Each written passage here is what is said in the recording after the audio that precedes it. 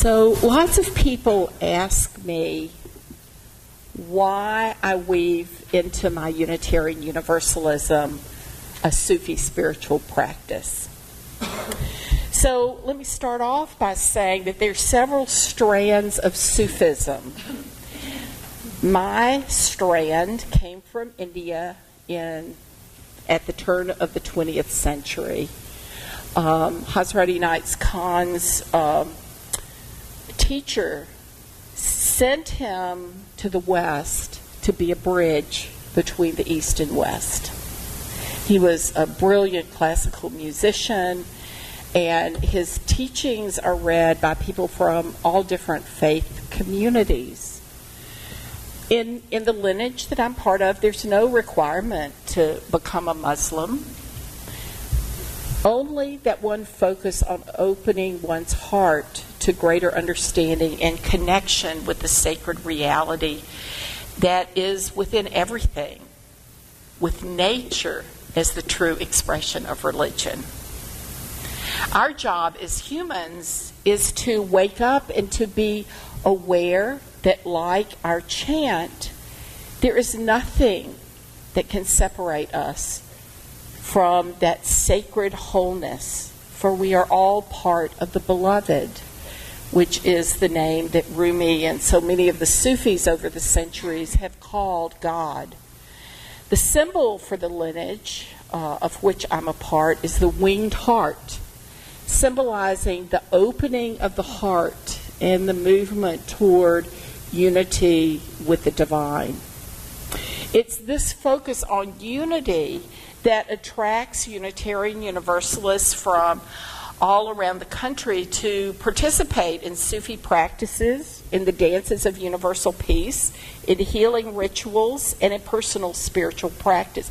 Actually, I was talking to Matt. Where's Matt? Oh, Matt, I was talking to your dad last week, and he's like, oh, I do the dances of universal peace. I thought, oh, okay, here's someone with some common interests. I find the Universalism found in Sufism to be in harmony with Unitarian Universalism. In the Sufi practice of my lineage, we honor the great mystics of all the world's religious traditions. One of the aspects of the religious and spiritual path is the need to find focus and discipline. And the reality is that Unitarian Universalism, as it's practiced today, doesn't have a prescribed set of practices that can help us deepen our personal spiritual life. The practices to which we're drawn are as varied as our individual searches for truth and meaning. In our community, I know that we have people whose spiritual practices are Buddhist, are running, are hiking, are based on pagan and earth-centered practices, Christian-based prayers, chanting, singing, sitting in silence. For me, the very practices of the Universalist Sufism mesh with my Unitarian Universalism. The fact that the Sufi lineage that I belong to doesn't ask one to give up one's faith is important to me. I would not have a Sufi practice if I were expected to give up my Unitarian Universalism. It's interesting when you're in a Sufi gathering and there are not only a lot of Unitarian Universalists, but Catholic nuns and, Jewish leaders. It's bringing the human family together.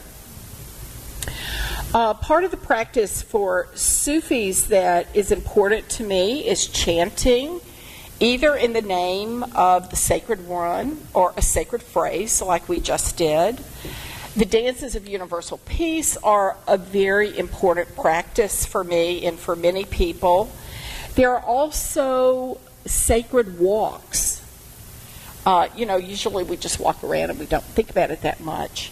But to walk intentionally as if one is embodying the sacred nature of Jesus, of Mary Magdalene, of the Buddha, of one of the Hebrew prophets, is a very powerful aspect of rethinking, okay, how do I flow through the world on a daily basis? How can I be more intentional about embodying, even as I walk, what my values are?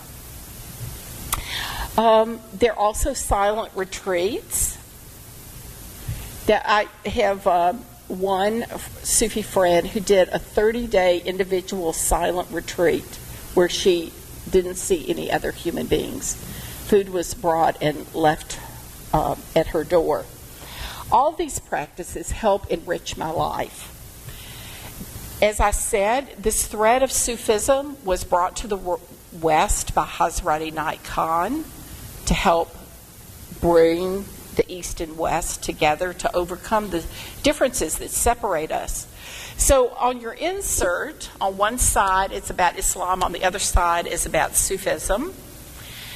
And I really want to look at the objectives of the Sufi path that I'm part of. One is to realize and spread the knowledge of unity, the religion of love and wisdom, so that the bias of faiths and beliefs may of itself fall away.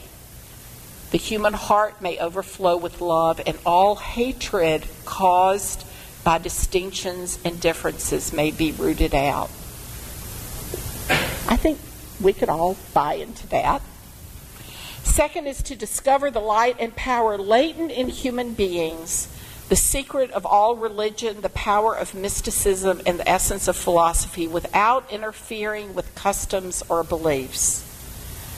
And to help to bring the world's two opposite poles, East and West, closer together by the interchange of thought and ideals, that the universal brotherhood and sisterhood may form of itself and humanity may see beyond the narrow national and racial boundaries. So, those are pretty much the reasons that I have broadened my Unitarian Universalism by adding the spiritual practice.